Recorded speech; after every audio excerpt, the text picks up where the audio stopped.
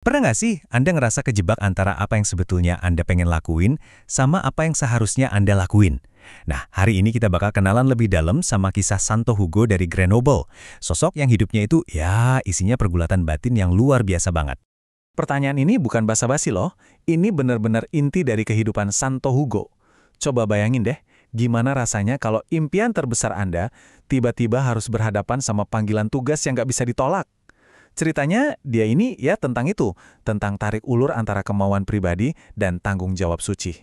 Oke, kita mulai ceritanya dari Prancis. Ada seorang pemuda namanya Hugo dari Châteauneuf. Jauh sebelum jadi santo, dia ini cuma seorang pria biasa yang punya satu impian besar. Impian yang benar-benar dia pegang erat di hatinya. Nah, ini dia dilemanya. Di satu sisi, dia itu pengen banget hidup jadi rahib. Hidup yang tenang, penuh doa, jauh dari keramaian. Tapi di sisi lain, takdir punya rencana lain. Paus langsung menunjuk dia buat jadi uskup Grenoble. Jadi pemimpin umat dengan tanggung jawab yang, wah, gede banget. Ini bukan sekedar pilihan karir, ini pertarungan dua dunia dalam satu jiwa. Dan di persimpangan jalan inilah Hugo mengambil keputusan besarnya yang pertama. Dengan berat hati, dia kesampingkan dulu impian pribadinya. Dia pilih jalan ketaatan. Dia terima jabatan uskup itu bukan karena ambisi, tapi murni karena rasa kewajiban. Jadi terus gimana? Apa karena dia terpaksa kerjanya jadi setengah-setengah? Ternyata nggak sama sekali, justru sebaliknya. Dari hari pertama, Hugo langsung tancap gas. Semua energinya dia curahkan buat mereformasi keuskupannya. Dia buktiin kalau ketaatan itu bisa jadi bahan bakar dedikasi yang luar biasa. Dan tindakannya itu nyata, nggak cuma wacana. Dia nggak cuma khutbah, tapi benar-benar turun tangan. Dia berantas praktik-praktik yang salah, bikin reformasi yang cerdas, dan yang paling penting, dia mendoakan umatnya sambil melakukan disiplin diri yang sangat keras. Hasilnya, ada perubahan spiritual di seluruh wilayahnya. Meskipun, ya, dia juga harus berhadapan sama bangsawan-bangsawan yang merasa terusik. Tapi, ya gitu, sukses di luar bukan berarti damai di dalam kan? Di lubuk hatinya, kerinduan buat hidup di biara itu nggak pernah padam. Impiannya itu masih terus ada, kayak bisikan yang nggak pernah hilang.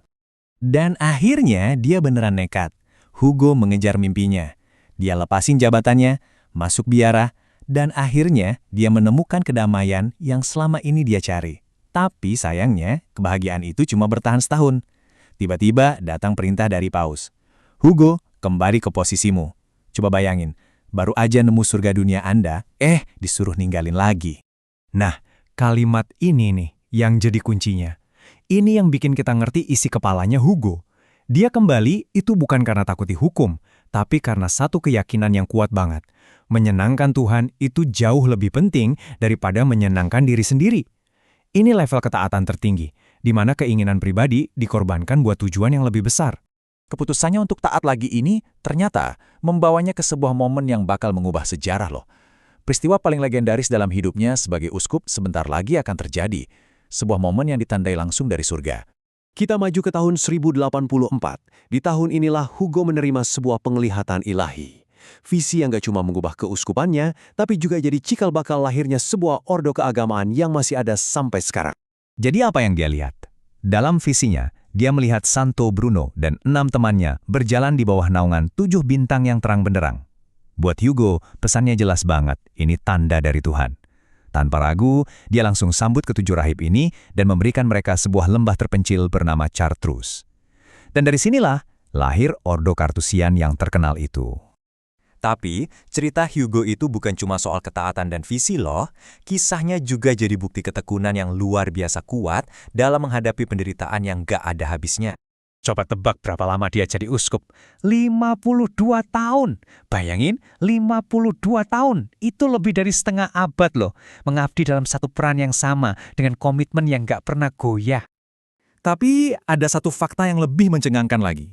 Selama 40 tahun dari masa jabatannya itu, dia terus-menerus menderita sakit kepala yang parah dan gangguan pencernaan.